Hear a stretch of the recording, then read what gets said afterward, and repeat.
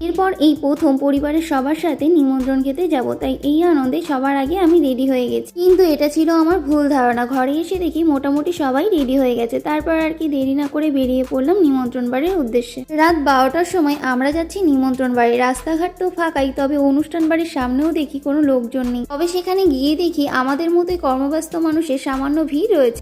আর কি মা কালীর দর্শন করে আমরা আর দেরি না করে খেতে বসে পড়লাম। প্রসাদে ছিল খিচুড়ি আর আলুর দম, যা দেখে আমি আনন্দে আত্মহারা। তবে এই আনন্দ আমার দ্বিগুণ হয়ে গেছিল যখন আমরা এক টেবিলে পরিবারের সবাই খেতে বসেছিলাম। এখানে আমার দেওরে চোখ বন্ধ করে খিচুড়ি খাওয়া দেখে তো আমি অজ্ঞান হয়ে গেছিলাম। তারপর পায়েসের গন্ধে আবার সজ্ঞানে ফিরে এলাম। খাওয়া দাওয়া সেরে তারপর সবার সাথে আলাপ পরিচয় করে আমরা বাড়ির উদ্দেশ্যে রওনা দিলাম। হাঁটতে হাঁটতে কখন যেন আমরা গভীর অন্ধকারে তলিয়ে গেছিলাম। তারপর অবশেষে আবার নিজেদের খুঁজে পেলাম। অবশেষে আমরা বাড়িতে চলে আসলাম। তারপর আমার দেওয়া 6 প্যাক দেখিয়ে মিষ্টি খেয়ে চলে গেল।